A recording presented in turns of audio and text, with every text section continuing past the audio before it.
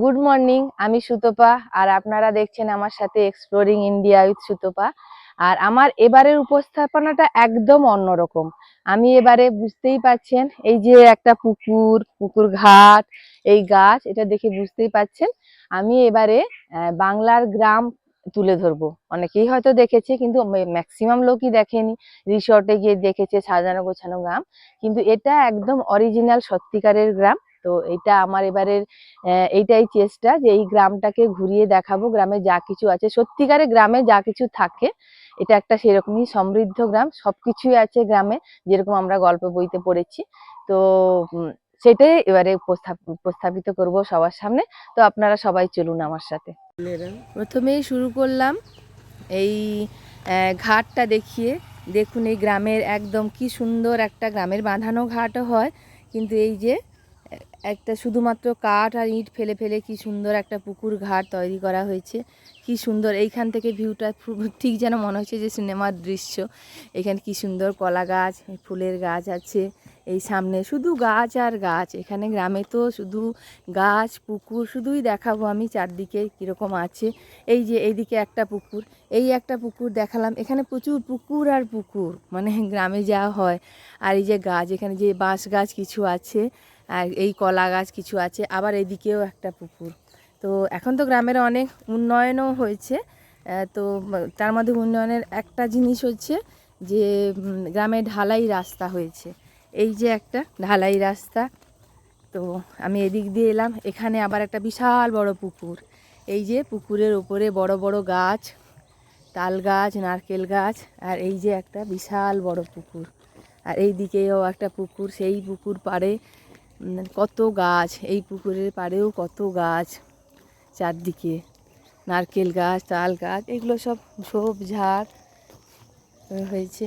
এবার আমি একটুখানি গ্রামের দৃশ্যটা দেখাবো। এই যে একটা বাড়ি, এই যে একটা গ্রামের একটা বাড়ি। এখন তো গ্রামে মাটির বাড়ি নেই বলতে গেলে, খুব কমই আছে। তার মধ্যে দু একটা আছে মাটির বাড়ি, আর সবই ইটের বাড়ি, পাকা ইটের বাড়ি। তো তার মধ্যে এই যে একটা বাড়ি দেখছি। আর এই আমি যাচ্ছি সামনের দিকে। এই যে এখন গ্রামের মহিলারাও সব সাইকেল নিয়েই যাতায়াত করেন, আধুনিকতার ছোঁয়া লেগেছে। এই যে একটা বাড়ি আছে, এই বাড়িটার ভেতরে ঢুকতে পারছি না, কিন্তু এটাও কিন্তু একটা বিশাল বড় মাটির বাড়ি। তো যদি ঢুকতে পারতাম দেখাতে পারতাম। এটা একটা 3 তলা মাটির বাড়ি। তো কেউ থাকেন না এখানে, তাই দেখাতে পাচ্ছি না।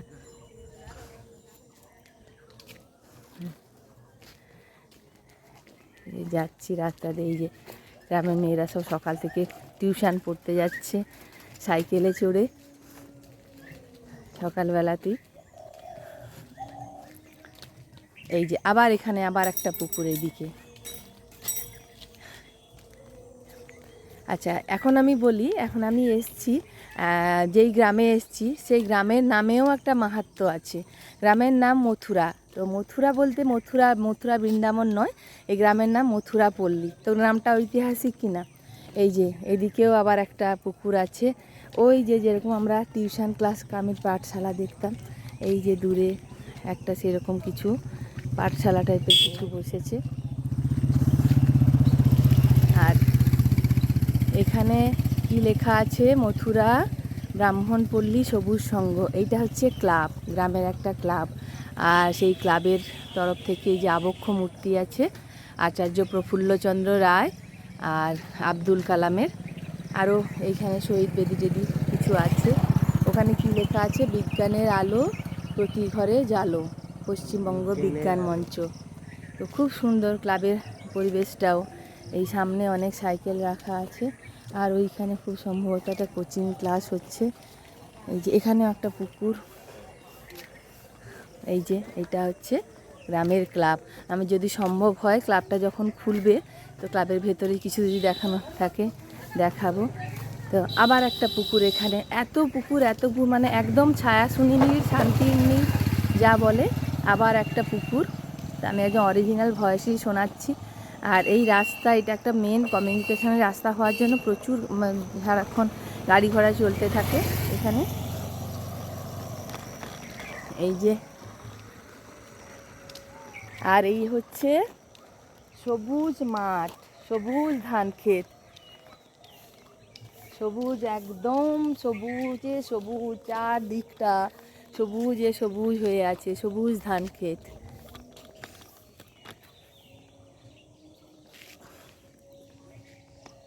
এই যে ধান হয়েছে, সবুজে সবুজ একদম।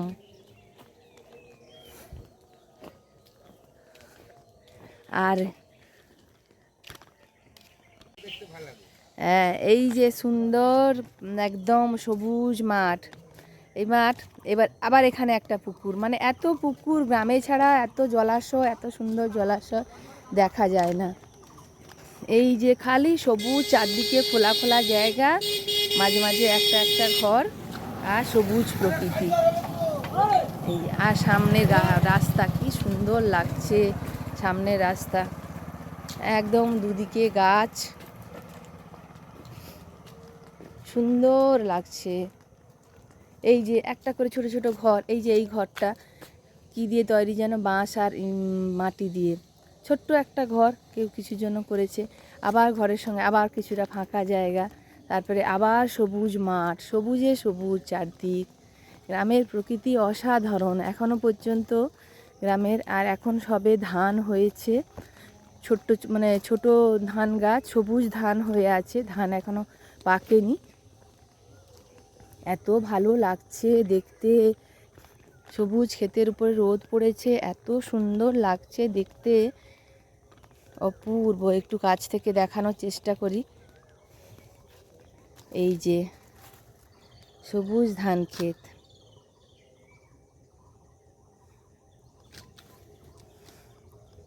কি সুন্দর অপূর্ব প্রকৃতি। যত দূর চোখ যায় একদম কোথাও ফাঁকা নেই, পুরোটাই মাঠে ধান হয়েছে, সবুজ ধান, এত সুন্দর লাগছে।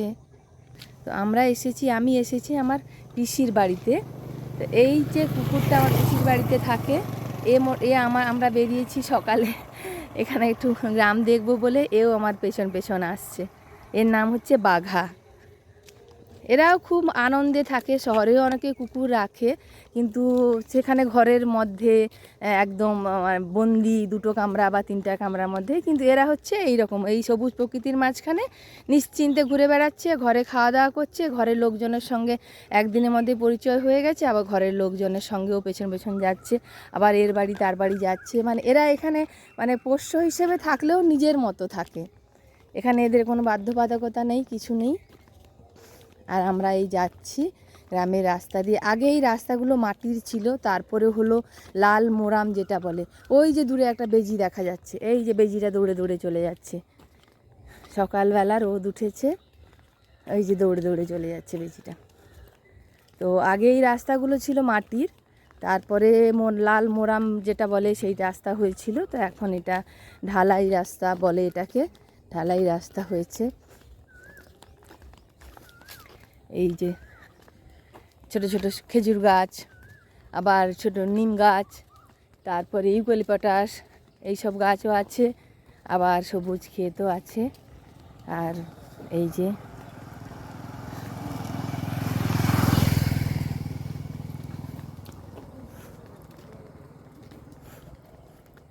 নির্ভেজাল প্রকৃতি দেখতে হলে গ্রামে আসতে হবে, নির্ভেজাল প্রকৃতি।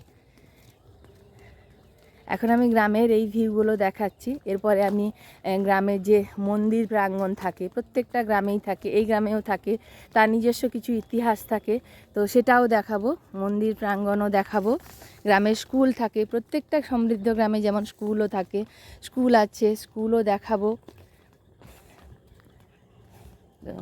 এই রাস্তাটায় এত গাড়ি ঘোড়া যাতায়াত করে, সারাক্ষণ গাড়ি আসছে যাচ্ছে, বাইক আসছে যাচ্ছে। আর এইসব রাস্তায় মেন কমিউনিকেশান হচ্ছে এই বাইক আর টোটো, কিন্তু টোটো সবসময় পাওয়া যায় না। এটা একদম গ্রাম্য রাস্তা, ঢালাই হলেও মানে এটা একদমই গ্রাম, ঢালাই রাস্তা থাকলেও। তো ওই জন্য বাইকই এদের হচ্ছে, বাইক আর সাইকেল হচ্ছে এদের মেন যাতায়াতের মানে বাহন।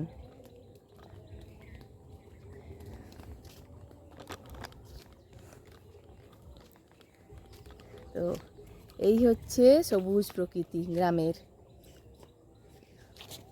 এই হচ্ছে সবুজ প্রকৃতি। এই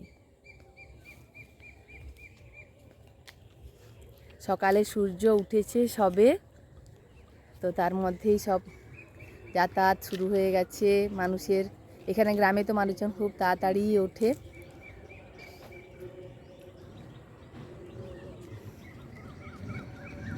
এই যে একটা গাড়ি যাচ্ছে। এখন গ্রামেও তো আধুনিকতার ছোঁয়া লেগেছে, সব ধরনের গাড়ি সব কিছুই চলে এবং সকাল থেকেই এদের জীবনযাত্রা শুরু হয়ে যায়, এদের আর্লি মর্নিং জীবনযাত্রা শুরু হয়ে যায়। তো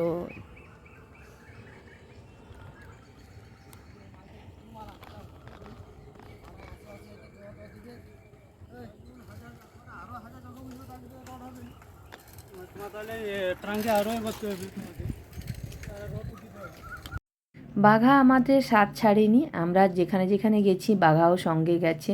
আমি দাঁড়িয়েছি, বাঘাও দাঁড়িয়েছে।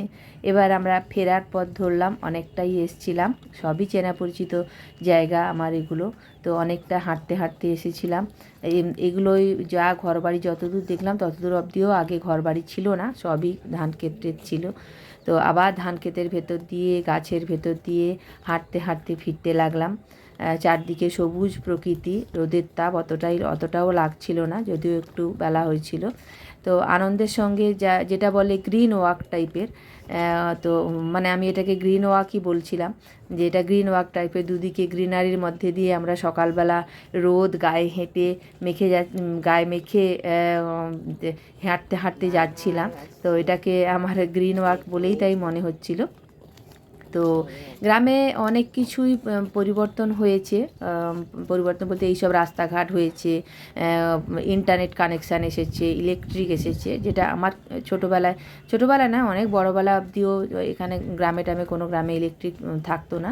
তো ইলেকট্রিক এসেছে, সব কিছুই এসছে, বেশি করে এসছে, পলিটিক্যাল ব্যাপারগুলো এসছে। তা সত্ত্বেও গ্রামের মানুষদের মন এখনও সবুজ আছে।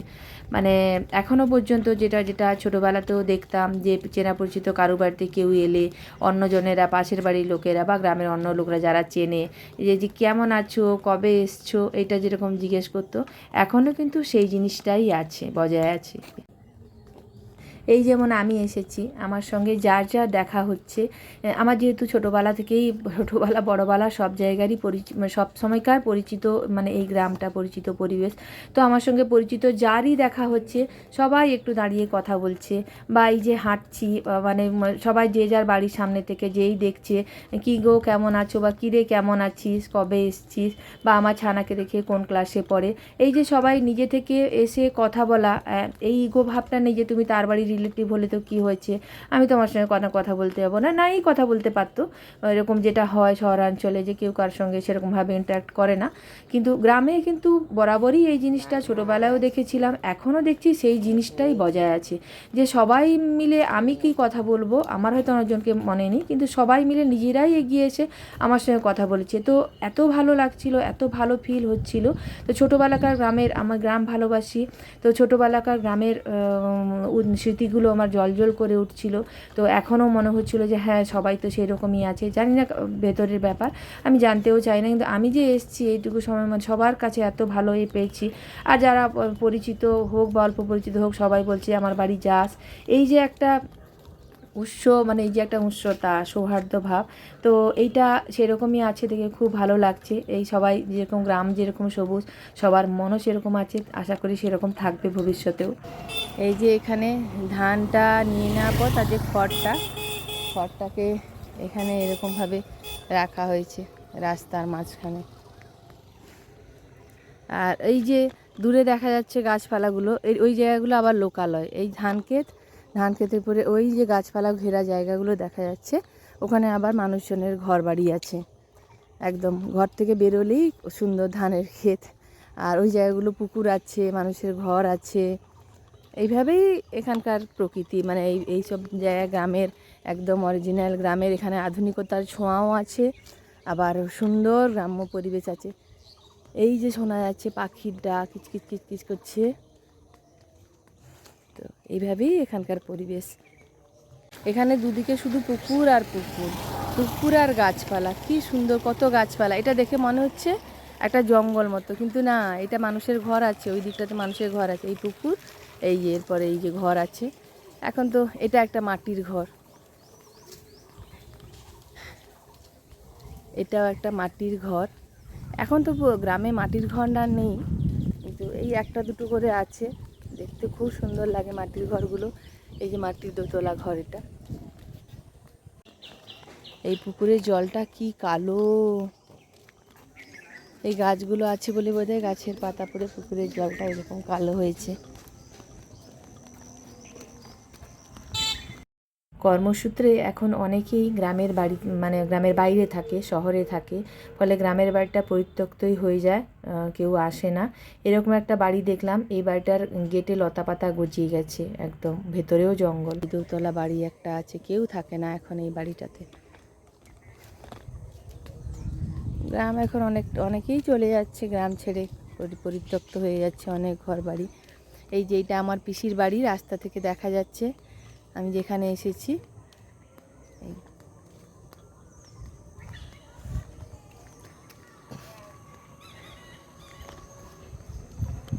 এখানে বলে রাখি, আমার এই বাংলার গ্রাম সিরিজের এটা হচ্ছে ফার্স্ট পার্ট, আজকে যেটা আমি দেখালাম সবাইকে।